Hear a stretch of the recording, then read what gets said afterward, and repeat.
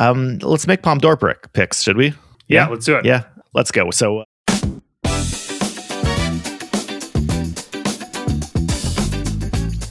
welcome back to Oscars Outsider, your show about the awards race in Hollywood history. We are continuing our con coverage. We are going to keep kicking that con down the road. I'm Dylan. With me is Craig. We're going to talk about all things con. We're going to give you our Palme d'Or predictions and maybe talk about some other stuff about the Hollywood awards race too. Craig, how's it going? It's going good. Yeah, it's been exciting kind of watching from afar what's been going on at con. So excited to dive in. Yeah. Anybody who's watching on YouTube, the video version, will see that I'm taking sartorial inspiration from Il Maestro, Jonathan Travolta, who had a triumphant premiere of his Apple TV Plus kids movie based on a book he wrote in the 90s, and was given an honorary Palme d'Or. So congratulations to John Travolta, one of our finest luminaries. Honestly, I thought it was just legendary shit where he just showed up on the red carpet wearing a beret, dressed like Picasso or something. Did you see the interview with him about it? I didn't, no. Okay, so he was talking about how he was looking for inspiration for his look in all these old Hollywood directors, and he's basically like cosplaying as a director, which I love. It's great. It's legendary. So cool. He's in character. Yeah. Yeah. You weren't like scandalized by this, were you? Because I know there are some people, notably like Paul Schrader, who, if you know, Paul Schrader's Facebook page is amazing, and like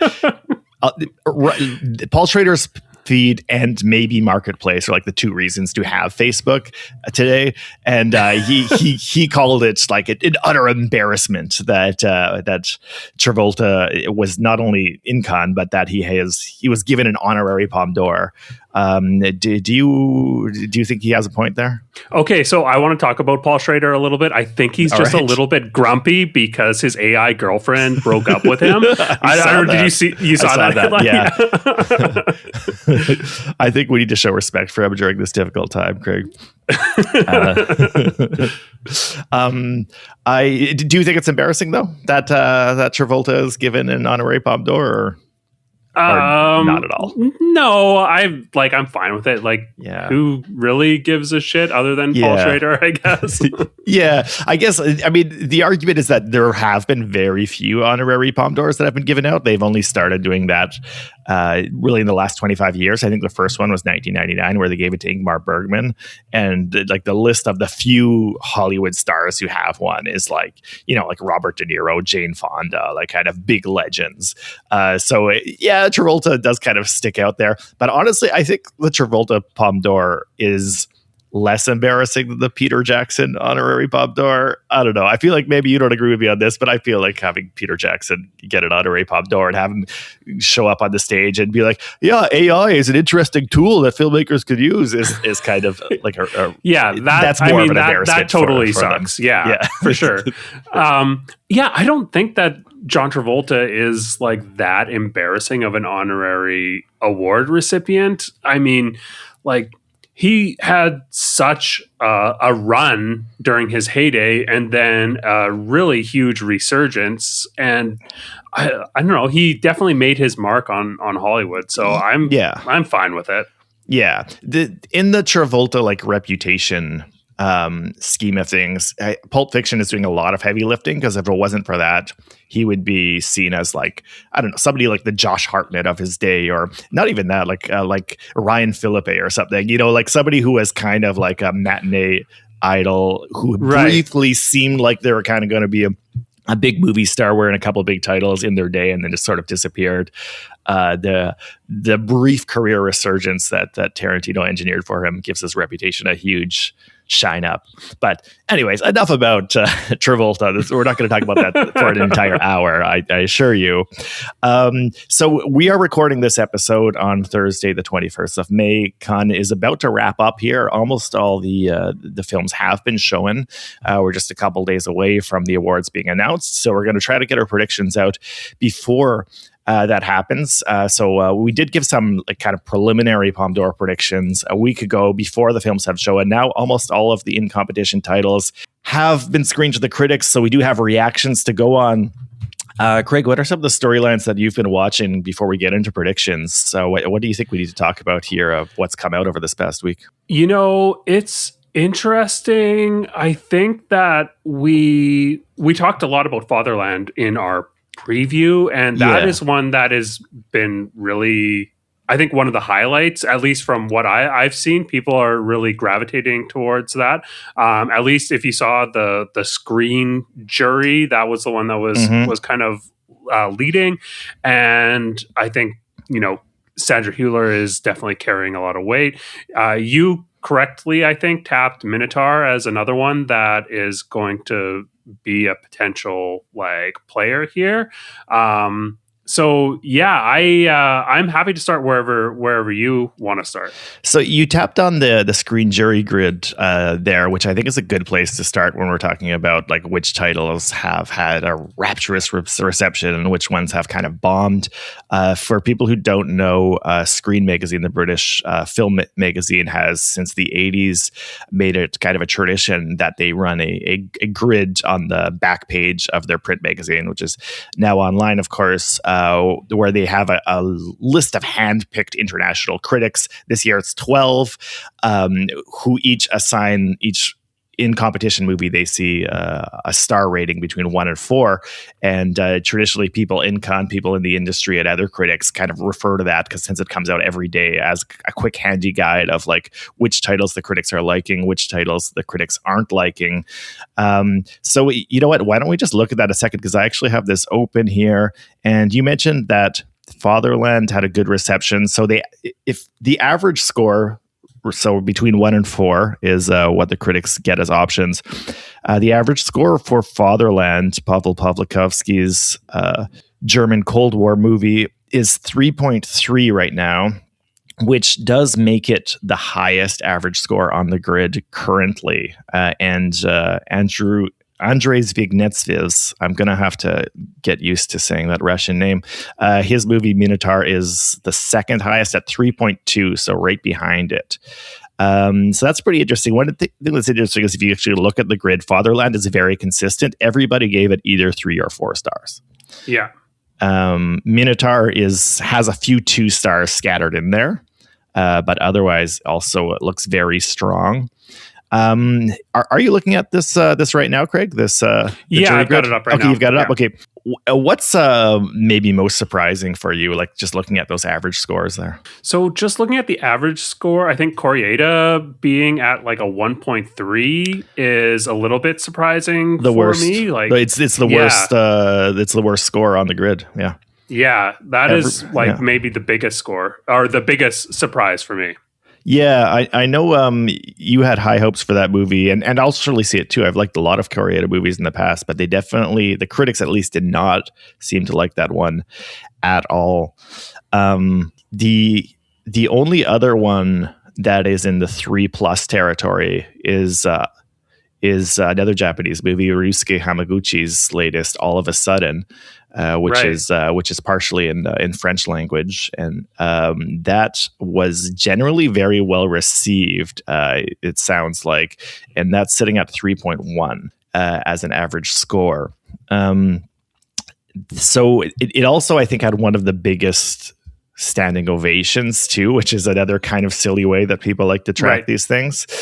Also, All of a Sudden was it was given a 10-minute standing ovation according to Deadline, but Deadline tends to be a lot more generous than other outlets when they report these standing ovations. 7 minutes plus, according. Oh no, sorry. Deadline gave it 11 to All of a Sudden. Deadline gave 11 minutes to All of a Sudden, and Variety said it was 7 minutes. That I think. That gulf is common. Like often Deadline will give like 20 to 30% higher counts than Variety does. But I think that works out to like the average that's highest in terms of standing ovations of all these movies here. For what it's worth. Yeah, I would really like to see like a correlation between the standing ovation time and, you know, performance at the Oscars or performance at the box office, because like it's silly, and that's why I really like it. Yeah. Because also these times, that's like a fucking long time to be clapping, like standing there like an idiot, just clapping away while Rami Malek is like crying and like sucking on his Sour Patch Kid. And Cannes is not the worst for that. I think Venice is gotten the worst in terms of performative, competitive standing ovations. When Venice, like the critics are reporting the standing ovations, you'll often see like 15 minutes, 17 minutes, like 18 minutes. Like it's insane. Like it's just become a performance art for them to like just stand and clap for as long as they can. It's completely ridiculous. Movies will make headlines with like an 18-minute standing ovation in Venice, and it comes out and it's some like totally mid 2.5-star movie. So I love this stuff. Obviously, it's really funny. I'd love to predict like a future where we've got studios that are trying to game this and making sure they're distributing their passes to people that pass a certain physical fitness test for being able to like sustain clapping while standing. At Venice anyways, I would not at all be surprised if people are already like studios are like planting clappers, or like, you know, the executives that get into the screenings are being giving strict instructions. Do not stop clapping before a 17-minute threshold. We will be timing you. You will be fired otherwise. Yeah. Though,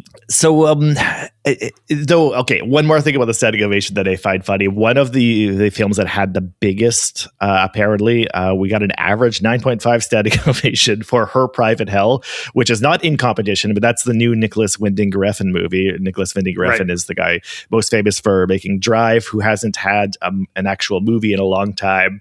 And I find that really funny because I've seen 2 different critics describe the film as unwatchable, that exact word. So obviously I'm super stoked to see Refn's unwatchable / 10-minute standing ovation worthy surreal horror movie. It's interesting because it does seem like there's very polarizing reviews coming out about a lot of these films, which is fun. Yeah, totally. I think it feels like it's a more polarizing slate than we've had in past years, or maybe that's just recency bias. But like things like The Man I Love has like a bunch of 3s and then a bunch of 1s, then a couple 2s. Paper Tiger's another one that has like a bunch of 4s and 3s with a couple 1s and 2s. But I don't know if anyone's more chaotic than Fjord, though, the Cristian Mungiu movie. Yeah. Fjord has got 1s and 4s all over the place. Like people are really split on Cristian Mungiu's Fjord, which is one that we both said that we're watching as a potential contender, and one which I said could be a movie that I could see being in the Oscars race as well. That seems to be getting reactions all over the board. Yeah, I mean, the polarizing reaction for Fjord, it kind of makes me think that it's dead in the water in terms of the Oscar race, at least within the Best Picture conversation.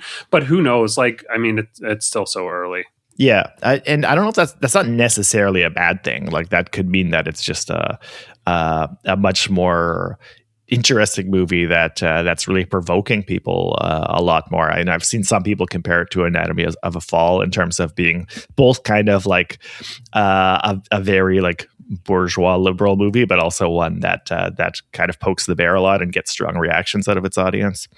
Definitely very interested to see the film, but yeah, whether or not it could actually be a kind of Oscars player is very much an open question at this point, as is the question of whether or not it's going to figure into the awards at Cannes. But right now it doesn't feel like it's going to be one of the Palme d'Or frontrunners.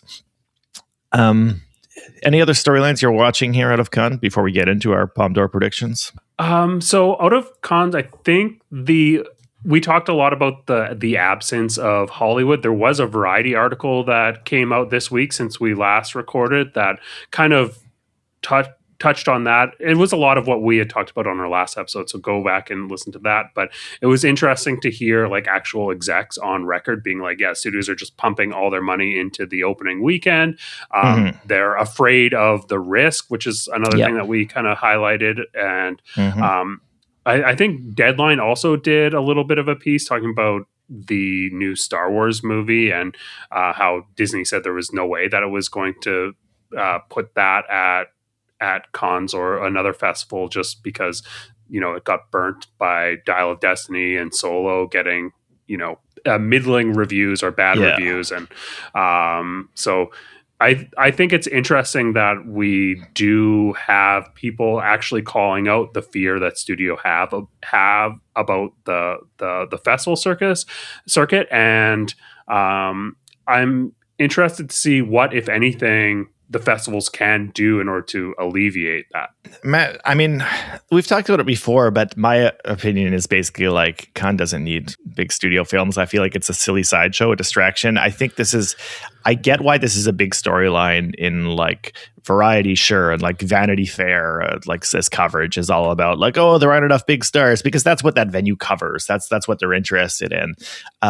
It's mostly a thing that American outlets who want to cover, red carpet glitz and drama are interested in. I like red carpet glitz and drama, but there are so many other places for that to happen.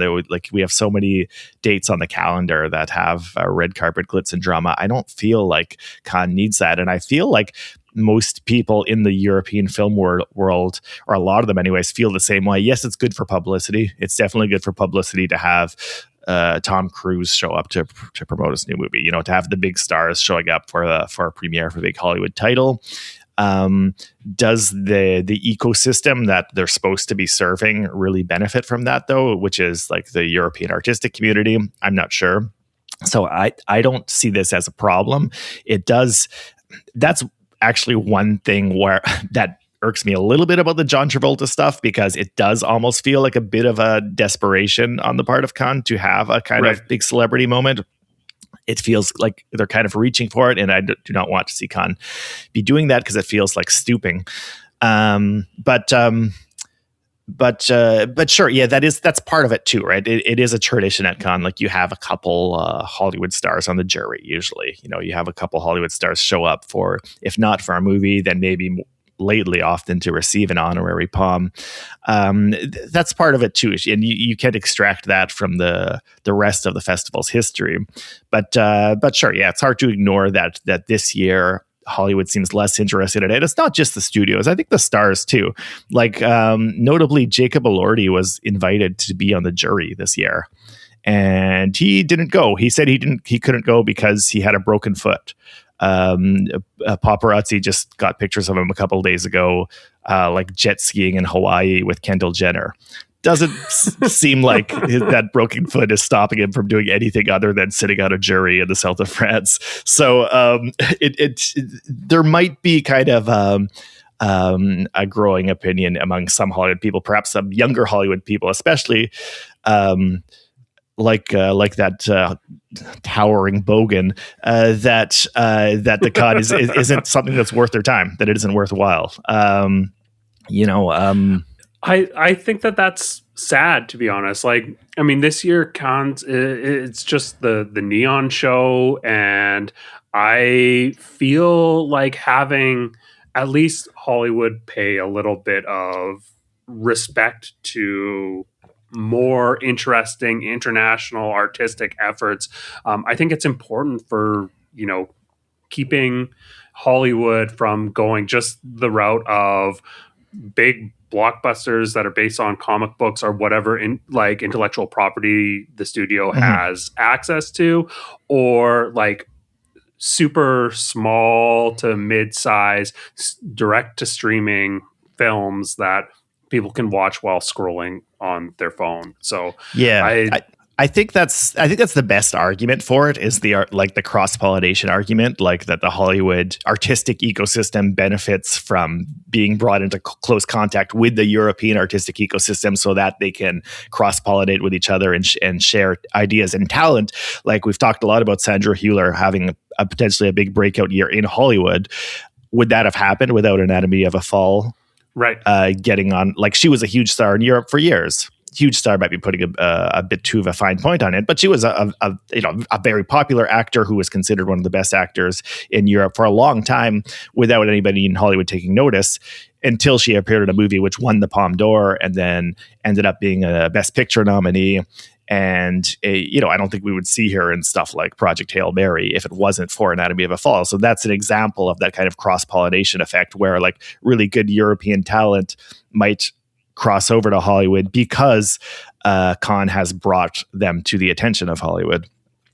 Yeah, I mean, if you read like what the European press is concerned about in Cannes, there is a lot of discourse about the future of the industry and stuff, but it's not in the Hollywood sense. Like the French press is really, I do pay attention to what the French press is saying about Cannes. It is a French film festival. In case we forget it, right. What they're talking about really has a lot to do with like political scandals that are related to the Cannes Film Festival. There's specifically an ongoing question of a French billionaire named Vincent Bolloré, who is becoming very influential in the French film world as the number one shareholder in Canal Plus, whose Canal Studios is the biggest financer of film in Europe, and is set to become an even more important player in French film because they're now buying a big French film company.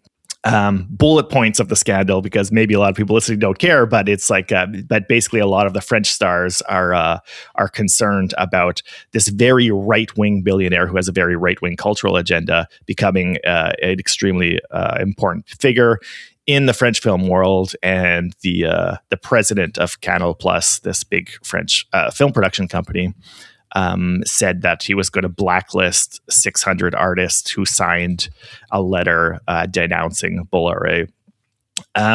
So these are like these political issues about like the future of film and the independence of the industry are front and center in terms of what they're talking about in Europe surrounding the festival. So there's such the future of the industry is definitely in play in both cases, but there's a huge gulf between how the American critics are discussing what's going on in Cannes and how the European critics are discussing what's going on in Cannes. And I just find that interesting. Like it is, you make a good argument for why the like presence of Hollywood is an important thing in terms of influencing the quality of Hollywood films and all that, but it's more of like an existential issue that people in Europe are worrying about in terms of how their films are going to get financed. Yeah, I don't know. I don't know how to wrap up that thought, other than I think that's just an interesting thing. Yeah, I think my other kind of concern isn't just like the presence of like celebrities or like films there. It seems like the market was also just a little less active from the Western American perspective. Like obviously Neon has rights to a ton of things, but it just seemed like there was not a whole lot of activity like buying films this year, which is interesting. And I'm worried that this has something to do with, the studios or the distributors not wanting to buy a film that someone is going to have to read subtitles for, because everyone is watching films on the streaming platforms while scrolling on their phone and not wanting to look up to read. I don't know how much of an issue that is, because I think subtitles have become commonplace even in English language movies now. I know so many young people who watch all their movies with subtitles, even native English speakers watch English movies with subtitles because they're like, oh, you can't hear it right anyways. I don't think that, exposing Americans to foreign film is always kind of an issue, but I feel like lately it's been kind of on a good track that foreign films in America have been kind of a healthier and healthier thing. I think you're absolutely right that the market has been very quiet. I think the number one reason for that is that the vast majority of all the buzzy titles have gone into Cannes with distribution deals already in place. The days of kind of festivals being treated as feeding frenzies where all the distribution companies try to outbid each other to get these titles is mostly a thing of the past. I think at this point, that kind of 90s era stereotype of like everybody trying to claim the title that gets the biggest reaction from the crowd. The industry doesn't work that way that much anymore, and almost all of these titles have their packages ready to go. A lot of them, like you say, is Neon is already ready to distribute distribute them, or maybe Mubi or somebody else. Which isn't to say that there has been no activity of that sort. The big exception that would be Club Kid, the movie by Jordan Firstman, which that movie scored a huge $17 million pickup from A24. Which was the result of a bidding war. There was a bidding war between A24 and I believe Mubi and Focus, and Netflix was in there. So that was like an old school kind of bidding war between the different distributors. We did get that, but you're right, that's an extremely rare thing at this con. We haven't really seen that kind of stuff yet. Though one big business deal that did get sealed that I find interesting is that Chan-wook Park, who is jury president, picked up financing for the Western that he's planning to make. Happy about that. Not a film acquisition, but an acquisition of production rights, which is pretty exciting for me anyways. I love the idea of a Chan-wook Park Western.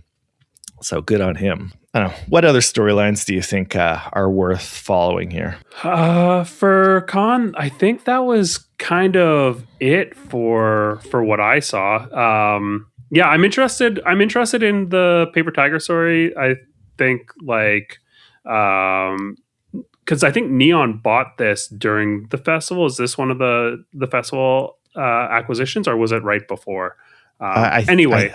I feel like it was in place before the movie premiered, but I'm not sure about that. Yeah, I'm interested to see what happens with this one, because this was one that I picked as maybe a player in the Oscars, and this did have some divided critics on the grid, but overall, I think it was positive. It's got like a 2.8 on the grid, and there was some 4s and a lot of 3s there. So I think that I'm not ready to count this one out. I think it's going to be exciting to watch. Okay. And speaking of Hollywood not really showing up for Cannes, a lot of people's eyebrows were raised when not only did Scarlett Johansson not show up to Cannes, because apparently she's busy filming another Exorcist reboot in New York, but James Gray tried to FaceTime her during the standing ovation after the film and got left unread. That's kind of funny. And Adam Driver left the premiere like mid film, I think. Oh, did he? Okay. I know he was a little peeved because Lena Dunham's autobiography just came out recently, and he was getting grilled about some questions about his behavior on the set of Girls, to which he responded, and I kind of like this. Well, you just have to wait for my autobiography.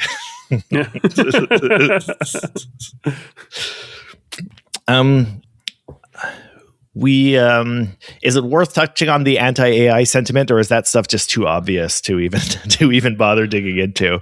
Soderbergh has a new film with Out of Competition that uses an AI sequence, a John Lennon Yoko Ono movie, documentary film.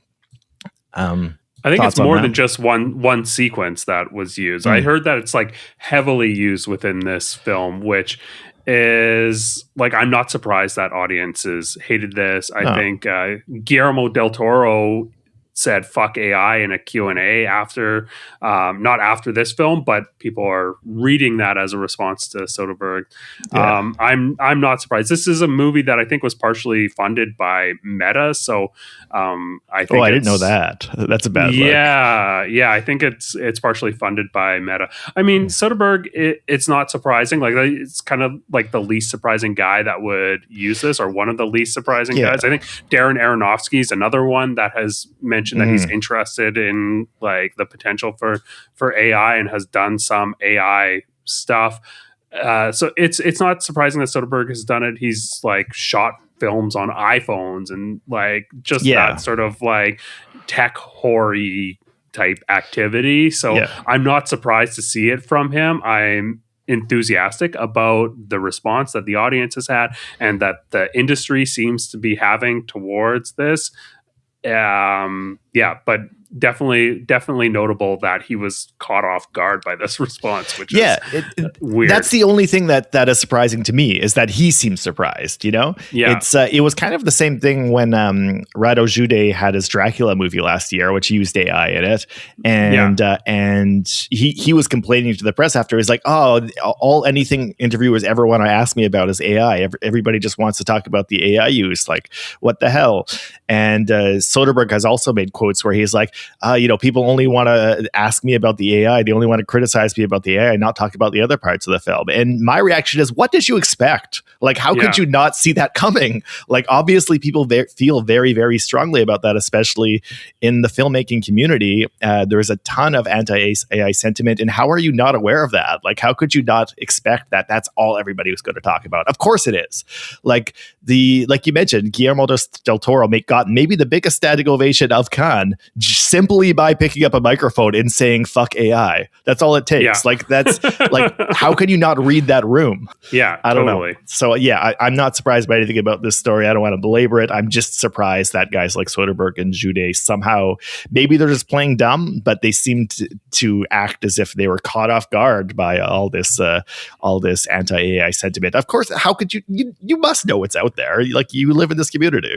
So I didn't know that Radu Jude was surprised by the reaction to AI. Like, it feels like something that he would use kind of pointedly and, like taking a shot. Whereas Soderbergh feels like honest and naked and just like yucky to me.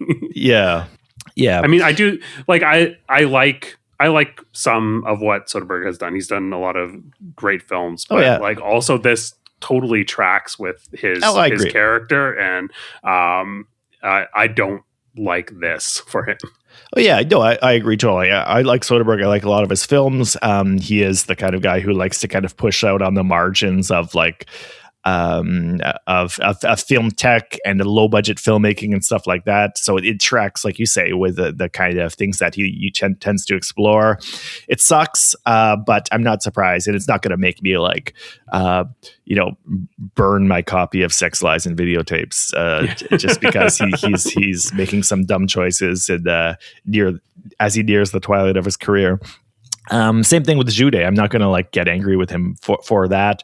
But who, by the way, has a movie at Cannes which sounds really good. He has a Diary of a Chambermaid a film in the French language that is playing out of competition, but sounds like a really good movie that I'm excited to see.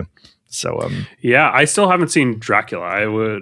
I'm really wanting to watch that, but I've never found the time yet. I haven't seen it yet either. That's also another one of those movies that has been called by multiple people unwatchable, and that just makes me want to see it more. You know what? Okay, I do want to get into our Palme d'Or predictions. Before I do, I feel like there's one movie that we haven't touched on that is maybe something that's kind of been making waves here, and that's the Korean movie Hope by Na Hong-jin. Yeah. Na Hong-jin's first movie in like 10 years since The Wailing, which is a very culty horror film that a lot of horror fans really, really love. Hope is a pretty big budget spectacle movie. Apparently a lot of CGI, monsters and aliens and stuff. Also kind of divisive, but a lot of people liked it. That's one of those films that was tracking pretty big standing ovations. Some people 7 minutes by deadline, I think, is what that one got. But 7 minutes by deadline is like 4 minutes in the real world. Yeah. But no, still, they're it did seem to get a pretty rapturous reception by some people. The others have called it kind of janky and overlong and weird. Definitely really interested to see the movie when it comes out and to see the reactions to it. It does feel like kind of like the way that Host was back in the day, a big swing by the Korean film industry to make a movie that has international aspirations, a spectacle movie with international aspirations. So I'm pretty interested to see how that plays out. I'm excited for this one too. This is another one that like I'm not counting out of Oscar categories, like multiple categories outside of the international feature. I think that we could see like production design type visibility for this. Apparently, there's big action set pieces. But yeah, you're right to call out the fact that people are saying that this movie is a bit too long. I think the Deadline article that I skimmed had said that if it had ended like 20 minutes earlier, then the applause would have been through the roof. So I'm interested to see if we see that runtime like trimmed for the theatrical release, because this does seem like one that is being positioned by Neon to like make a splash in theaters. Yeah, that seems to be the intent of the movie. It has a pretty big budget, and it seems to be made with the international audience in mind. So it'll be interesting to see if that actually hits or not. Greg, how do you think that Park Chan-wook being the head of the jury helps from the perspective of being from the Korean film scene? Yeah, that's interesting, because I did want to transition into like our picks for awards, and that is an interesting consideration. I'm not familiar with Park Chan-wook's relationship with Na Hong-jin. Like I know, like he's good friends with Bong Joon-ho, for example. I know he's pretty collegial with some of those guys, but I don't know about those two. It's interesting to consider whether that's something that will help him. It'd be like, oh, my fellow Korean filmmaker who I know should get a leg up, or maybe they have some secret rivalry I don't know about, or maybe he doesn't want to be awarding Korean films for being seen as being too pro-Korean as an insufficiently impartial jury head. I have no idea. I don't know. What do you think? Yeah, I don't know. I like you said, it's hard to tell. Yeah. Let's make Palme d'Or picks, should we? Yeah, let's do it. Yeah. All right. Let's go. So you take the lead. Who do you think is taking the Palme d'Or this year? Now that we've had most of those films come out. Yeah, it does feel like this is going to come down to one of three films, I think. Well, one of four films, I guess. Fatherland, All of a Sudden, Minotaur, and Hope stands a chance. I feel like it really comes down to Minotaur or Fatherland, and I'm gonna say it's gonna be Fatherland. I feel like that it seems like it would be like jury friendly. It is unpolarizing within the ratings on the grid. It's the highest on the grid, so I think that it's going to be Fatherland. Yeah, definitely a strong contender. In our last episode before the films opened, I did say I thought Minotaur was going to be my pick, and I feel pretty good about that still. It seems like a lot of people really like Minotaur, and I think the timing is very good for a anti-Putin Russian movie that is also apparently a very kind of tasty thriller at the same time. Yeah, Zvyagintsev movies like Leviathan in the past have done well internationally. I think he's got some serious chops, and I think the material, the themes, the fact that he's coming back after a long absence. Apparently, he almost died during COVID too, which might play to some people's sympathies. I think the storylines are good, and the fact that the film got a very, very strong reception, all 3s and 4s on the jury grid, makes it a strong player. Could definitely see it being Fatherland, but I'm going to pick Minotaur for the Palme d'Or. I think I will say my complete predictions will be Palme d'Or to Minotaur, Grand Prix goes to Fatherland. And then I'll maybe going out a bit of a limb, I'll say the jury prize goes to Hope. Okay. Yeah, I like that. Though, yeah, Hamaguchi's All of a Sudden definitely has to be a player in there too. A lot of people seem to like that movie a lot. The one film that I think we didn't talk about was Parallel Tales, and it has not been well received. I don't know if you want to touch on that at all, but that was a little surprising for me too. Yeah, when you asked in our last episode what our picks would be for the movie that had the biggest stud to go, I said, I could see it being Parallel Tales. That is a bad pick because it was very poorly received, despite having a cast of French cinema heavy hitters like Isabelle Huppert and Vincent Cassel, and being from Asghar Farhadi, who's made some very popular within the international film community titles in the past, some Iranian films that have played very well in festivals in the past. It has bombed. It is. I said that Sheep in the Box, the Koreeda movie, has the lowest score on the grid, but Parallel Tales, I believe, has the second lowest, if I'm not mistaken, which is pretty brutal. 1.7, which is in fact, well, technically tied with Jean Harry's Another Day, but still, whenever you're below 2, that's kind of like you're entering the disaster zone. Kind of surprising, but heavy blow for Farhadi. Though you never know. You never know which one of the movies that they don't like at Cannes will end up becoming like maybe will find its audience later on. I think the two, if I'm not mistaken, the two movies from last year that had the lowest scores on the grid were arguably the two most hyped titles going in, Eddington and Alpha. And neither did very well at the box office, but I would say that I think it's fair to say that both have kind of found their audience and have kind of are developing a kind of cult classic following.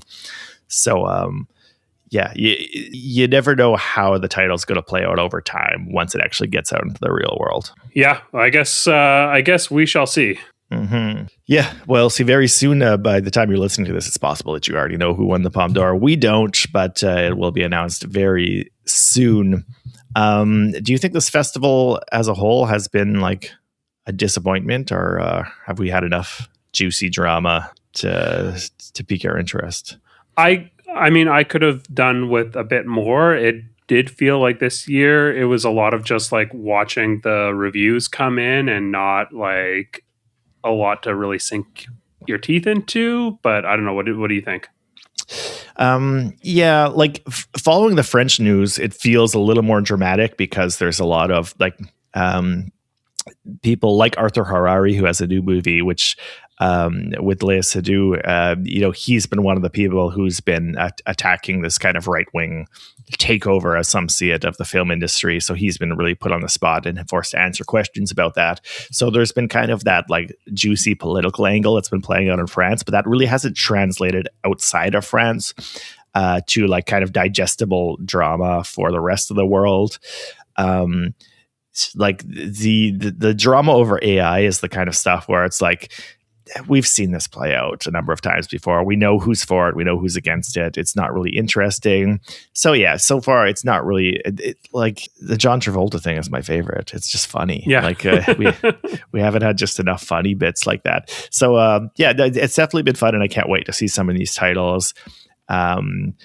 And so there's probably some that I'm going to love in there once I finally get a chance to see them, maybe 10 months from now or whatever, when my North American ass can finally get one of these movies into a theater.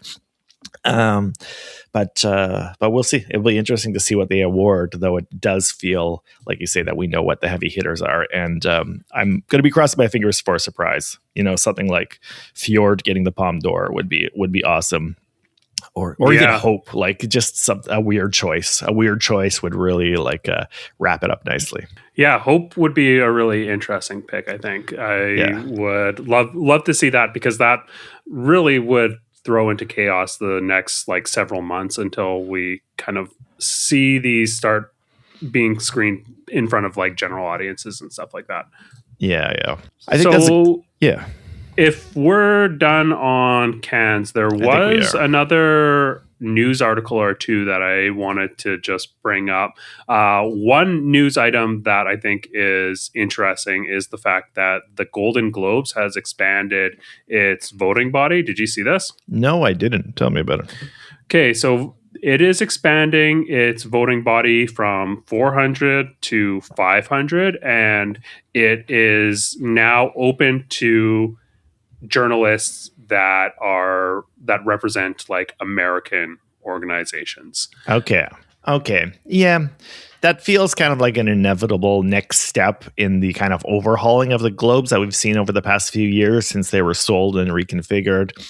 They no longer use the term the Hollywood Foreign Press Association. It's been a few years now where officially the Hollywood Foreign Press Association no longer exists. So kind of what the Globes used to be has already been dissolved. That definition has already been dissolved. So if that's no longer what they are, a collection of non-American journalists, which is what it used to be, then of course there's kind of no more reason to keep out American journalists. So that seems not surprising and fine. Like, I'm not going to like be angry about it. I think it's I like that the Globes is an international body. International does not mean non-American. It could mean some Americans as well as people from all over the world. So yeah, right. That seems normal and cool to me.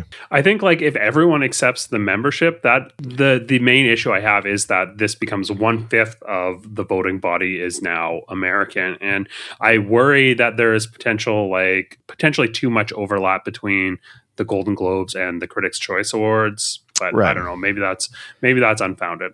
Yeah, no, 1/5 is still a pretty small percentage. That's about the same percentage of Oscars voters that are non-American.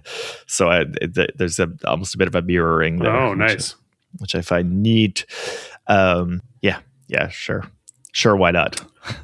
So other things that were on my radar, there was a bunch of articles about Christopher Nolan having to come out and defend the Odyssey from, critics on the casting choices and the costume choices, which like I think some of the people that are like being like, oh, this is bad because of woke or whatever, that like obviously that is going to happen and those people are idiots. But the way that Nolan has come out here and, obviously certified Nolan hater, the way that he has like come out and been like, oh, well, rap is linked to the Homeric oral tradition. And, that's why Travis Scott is in the movie. Yeah. Sure, buddy. And like talking about the designs being inspired by Mycenaean techniques or creating armor and stuff like that, just like reeks of bullshit to me. And I am starting to like gleefully feel it in my bones that this movie is going to bomb. Like, not a huge bomb. Obviously, tons of people are going to see it. It's going to be a success. But I think that this one is going to get ripped apart by critics. I feel like this is going to be so shitty. That's what I'm trying to say. I feel like this movie is going to be so shitty. I don't know, man. I was also debating like whether we should do another round of the Odyssey talk. We've touched on it before, and you're right. I feel like we can't avoid it. Like, that's a big topic of discussion. Tons of people just assume this is going to be an Oscars heavy hitter, and I think that it's hard to deny that assumption. And the noise around the casting has gotten very loud. I considered talking about that the previous episode, but I was kind of like, this stuff's just sort of boring. It's just kind of the same annoying story where like you cast a black person and white people are like, no, I don't want black people in my movie. But I think it has reached a peak where we do kind of have to address it. And one thing that I think that we have to address too is something that Elon Musk has been going on about a lot, which is that these casting choices were made specifically because the movie would not be eligible for an Oscar if it did not have DEI casting, as they call it.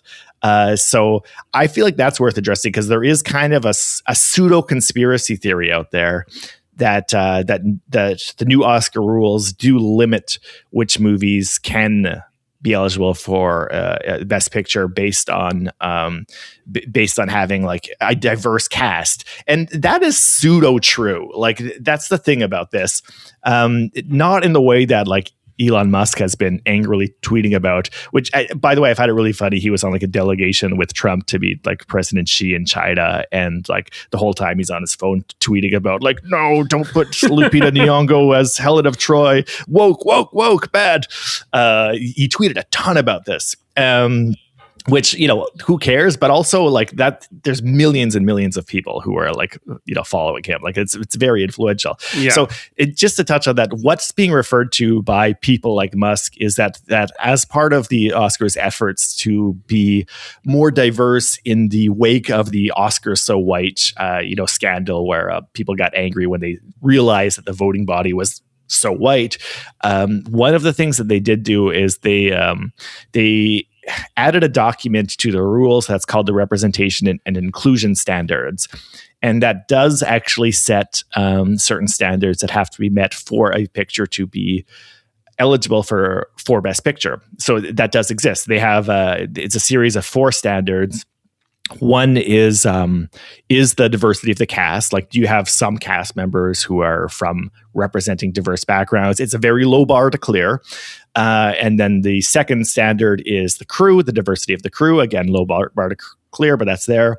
Third standard is the marketing, like targeting diverse categories of people. And the fourth standard is basically like, are there internship opportunities from people from diverse backgrounds? For a film to be eligible, it has to meet at least 2 of those 4 standards. So technically a movie can have a cast of all, straight white men and be made by all straight white men, and still could probably pretty easily pass the test just based on standards 3 and 4, which are generally met by stuff that studios do anyways. Like having LeBron James in your trailer. Yeah. This does exist. And for the record, I do think it's kind of the Oscars' different like diversity efforts. I think this is kind of one of the dumber ones, in the sense that I think it's attacking the problem from the wrong end. In theory, to have the idea of like, oh, only certain films should be eligible. I think the main prong of the Oscars diversification efforts, which is just to try to make the voting body more diverse, a process which has been undergoing since 2020. That is kind of the right way to go about it. Have more opinions represented just through having a voting body which is not completely very old white men. And to be clear, that like the Oscars voting body remains more old, male, and white than like the American population at large. So that process isn't necessarily completely done. And I think that's the right way to go about it, whereas setting guidelines for nominations is not necessarily the right way to go about it. That having been said, this document is intentionally super like vague and general and easy to pass, because I'm sure nobody at any stage actually wants to be refusing movies the eligibility to Best Picture. And this has been in force for 3 years now. I think the first Best Picture that was awarded since this actually went into operation was in fact Oppenheimer. You might notice that Lupita Nyong'o and Elliot Page are not in the cast of Oppenheimer. That movie has a huge cast, and it's like 99% old white guys, which is just to say, like, no, this document does not mean that like you need to have black women in leading roles and stuff. That's not what it says. It's a dumb corporate speak document. This is just different people in like an office checking boxes. Somebody's hiring a consultant to give them a document, and somebody's approving it because then they've satisfied that requirement that somebody has put on them. It's just a dumb corporate document, and I'm convinced that at no point are we ever going to see a single movie refused eligibility for Best Picture because of the representation and inclusion standards. So just wanted to clear that up for anybody who's like confused about this. Like, yes, this is a real thing. There is a representation and inclusion standards. And good, I think. Like, even though the bar is so low, like the people that are upset about this are just like the worst people. And it's interesting to see that the reaction here is like, people are so sore about this for the Odyssey, like specifically. And I was thinking about this, and like, because racists love Greek shit. That's why. Well, I think it's that, and like Christopher Nolan also like kind of makes movies for Cybertruck owners. Like that's kind of the vibe. So that's why they feel they're betrayed. They feel betrayed. Yeah. They feel betrayed. Absolutely. When Christopher Nolan announced he was doing an Odyssey, those like Cybertruck guys were like, based, hell yeah, the greatest fucking filmmaker is gonna like talk about the awesome heritage of the Greek people and the white race or whatever. And then when he makes kind of just semi-interesting, but also just kind of like predictable casting choices, like Lupita Nyong'o as Helen of Troy. Sure, like why not? Like sure, that's a beautiful actress. I'm sure she can play the role well. Is part of him being like, and I'm gonna like poke the trolls a little bit by casting somebody with dark skin as a famously beautiful woman. I feel like maybe a little bit more than he's willing to admit to interviewers. Why not? Sure, fine, do that. Like, I think that's cool. But just the idea that he's like, I have to do this, otherwise I have no chance of getting an Oscar. The Oscars will ban me unless I put Lupita Nyong'o in my movie, is a conspiracy theory, even though the existence of these standards is not a conspiracy theory. And again, to be clear, I think this document's dumb. I personally, I think it's dumb, but I also think it will never affect anything because nobody wants that. They just want it to exist. This is a document they want to exist because it checks a box. Theater. It's theater, sure. It's just corporate culture of like, we have produced a policy that shows that we are taking this seriously, and the people who are treating this as like a conspiracy theory are the same people who are like Elon Musk, who are also on one hand being like, oh, it's just to get Oscar eligibility, while on the other hand being like retweeting stuff like this is an intentional effort to desecrate our cultural history, to demoralize white people, which is the more dangerous side of this, right? And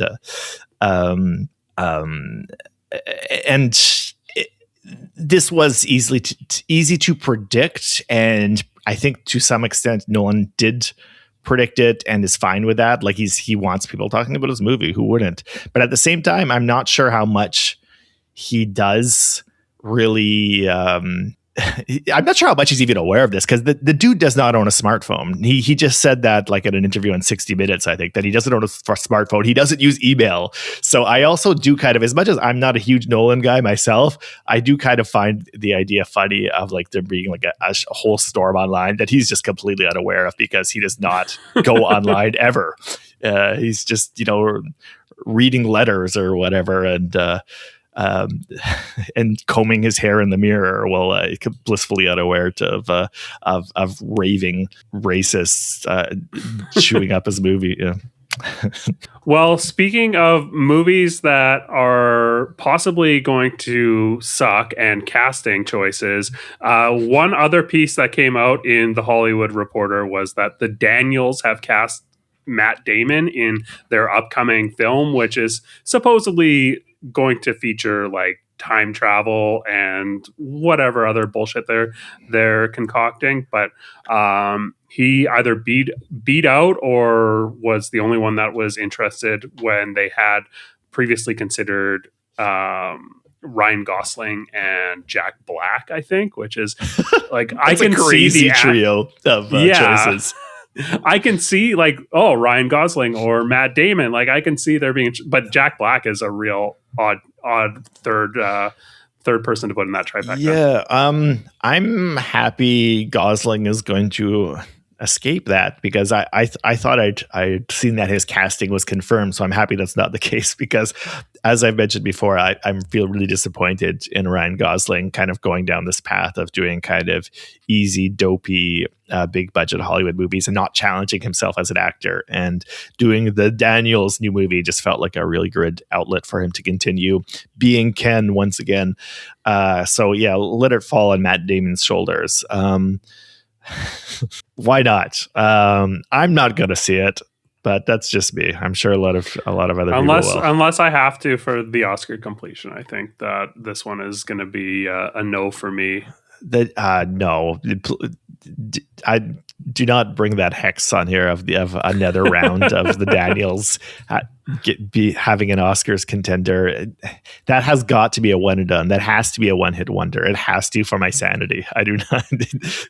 They need to refine their niche audience and not force people who watch all the Oscars movies, because they are obliged to do so for reasons they do not understand, to be exposed to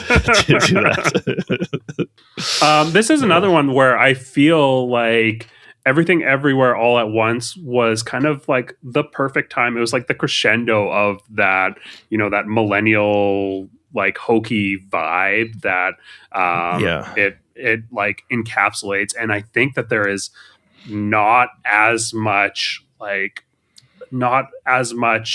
don't think people are as receptive to that now as they were in 2023.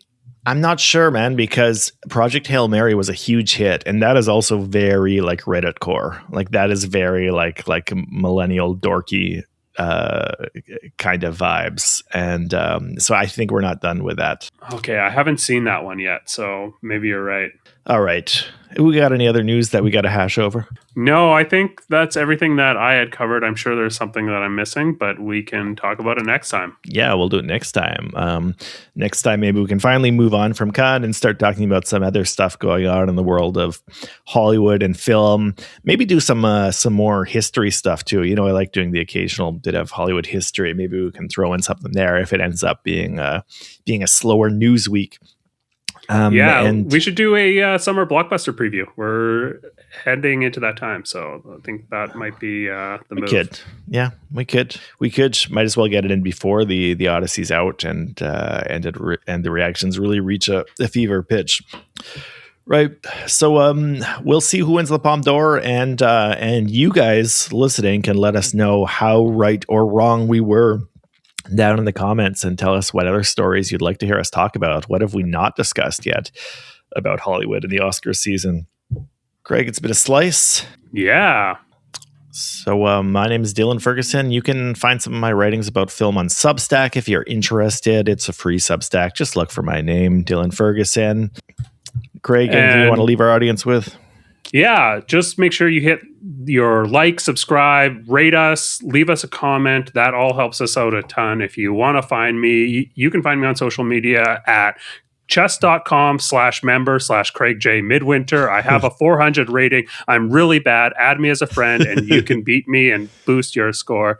Yeah, that's it for me. All right. We're wrapping things up here. So don't forget to stand up and clap for at least 12 minutes.